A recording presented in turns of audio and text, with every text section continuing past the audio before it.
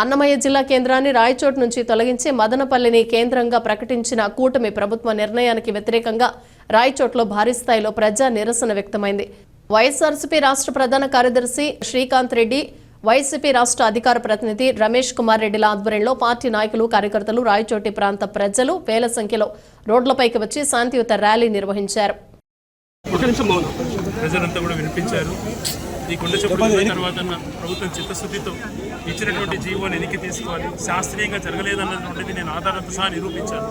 శాస్త్రీయంగా ఈ ప్రాంతానికి ఏ ప్రాంతమైనా విడదీసినప్పుడు ఇప్పుడు ఎక్కడైనా కూడా మండలాలు మర్జ్ అయ్యేటప్పుడు కానీ, మండలాలు విడదీసేటప్పుడు కానీ, ఈరోజు ఉదాహరణకి పెనుకొండ అన్నటువంటి ఒక ప్రాంతాన్ని వాసవి పెనుకొండని మార్చడంలో వాళ్ళకు కూడా అవకాశం ఇచ్చారు. మీ అభిప్రాయాలు తెలియజేయండి. ఎక్కడైనా కూడా అభిప్రాయాలు తెలియజేయాలి. అటువంటి ఏ అవకాశం మాకు ఇవ్వకుండా నిర్దాక్షిణ్యంగా విడదీసేశారు.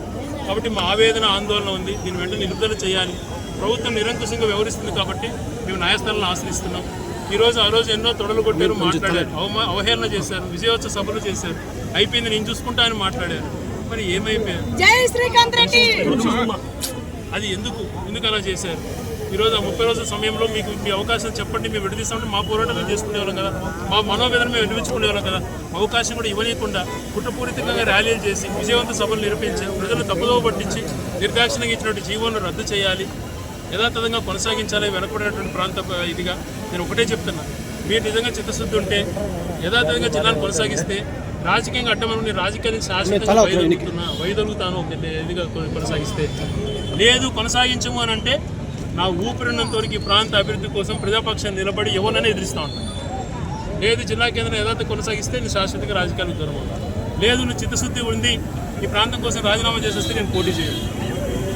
నేను ఇంతకన్నా ఈ ప్రాంతానికి ఏమైనా దిగజారడానికి, దేనికైనా త్యాగం చేయడానికి సిద్ధంగా ఉండా. నాకు కావాల్సింది ఈ ప్రాంతంలో జిల్లా హెడ్ క్వార్టర్స్ కొనసాగించడం. ఎందుకు ఈ వేదన చెప్తున్నానంటే భవిష్యత్ తరాలు నష్టపోతాయి. రావాల్సినటువంటి ఆఫీసులన్నీ ఆగిపోతాయి. 5-6 వేల కుటుంబాలు ఇక్కడి నుంచి మూవ్ అయిపోతారు. ఎదుగుతున్నటువంటి స్థాయిలో డెవలప్ అవుతున్నటువంటి ఈ ప్రాంతంలో చిచ్చు పెట్టి ఈ ప్రాంతాన్ని జిల్లా కేంద్రం చేయకపోవడం శాశ్వతమైన దుర్మార్గం.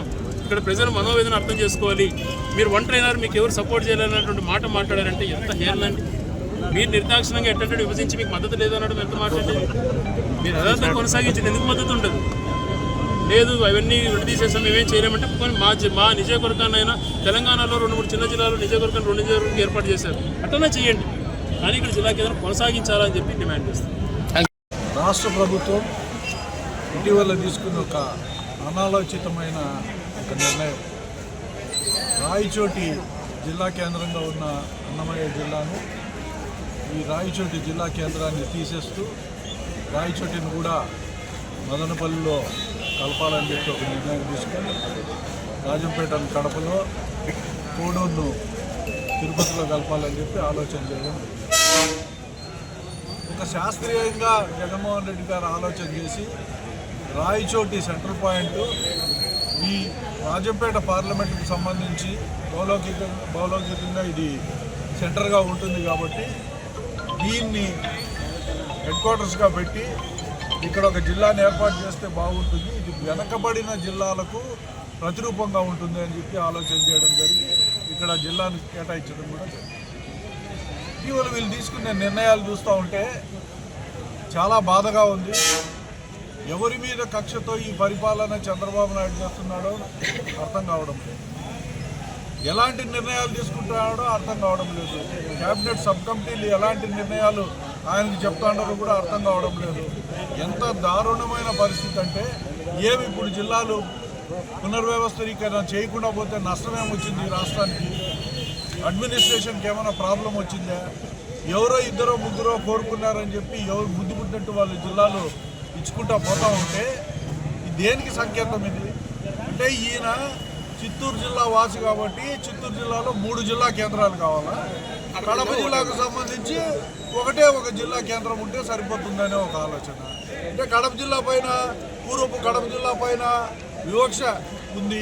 ఇక్కడ అన్నమయ్య పేరుతో ఇప్పుడు మదనపల్లె వాసులు చాలామంది ఫోన్ చేశారు, అన్నమయ్య జిల్లా మాకెందుకు, మాది మదనపల్లి జిల్లా కావాలి కదా, మీ పేరు ఎందుకు మాకు పెట్టారనే ఒక మాట కూడా వాళ్ళ పక్కన చెప్పడం జరుగుతూ ఉందంటే, అన్నమయ్య అనే ఆ జిల్లాకే ఒక ద్రోహం చేసే వ్యక్తి. ఇది ఒక వెనకబడిన జిల్లాకు సంబంధించిన సబ్జెక్ట్. ఇది దీన్ని ఇలాగే పెట్టి విపరీతంగా డెవలప్ చేసేదానికి స్పెషల్ ఫండ్స్ వచ్చేదానికి కూడా అవకాశం ఉంది.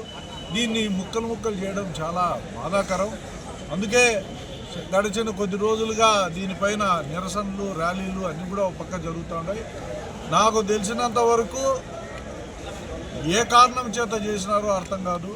దీనిపైన నమ్మబలికే ప్రయత్నాలు.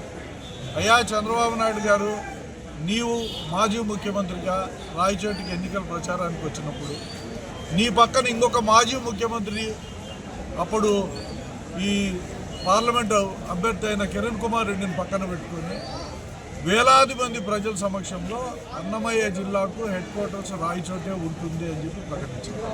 ఇది నా తొలి హామీ అని అన్నావు. అంటే ఎక్కడికి పోతే అక్కడ నీ మాయ మాటలు చెప్పి ప్రజల దగ్గర ఓట్లు వేయించుకునే కార్యక్రమం తప్పనిచ్చి నువ్వు కొత్తగా నువ్వు చెప్పిన ఏ మాట నువ్వు చెప్పినావో ఆ మాట కట్టుబడి ఎక్కడైనా ఉన్నావా అని చెప్పి కూడా నేను అనుకుంటున్నాను. ఇంతకంటే దారుణం లేదు. ఇది ద్రోహం. ఈ ప్రాంతానికే చంద్రబాబు నాయుడు గారు చేసిన ద్రోహం. ఇది ఎస్టాబ్లిష్ అయింది.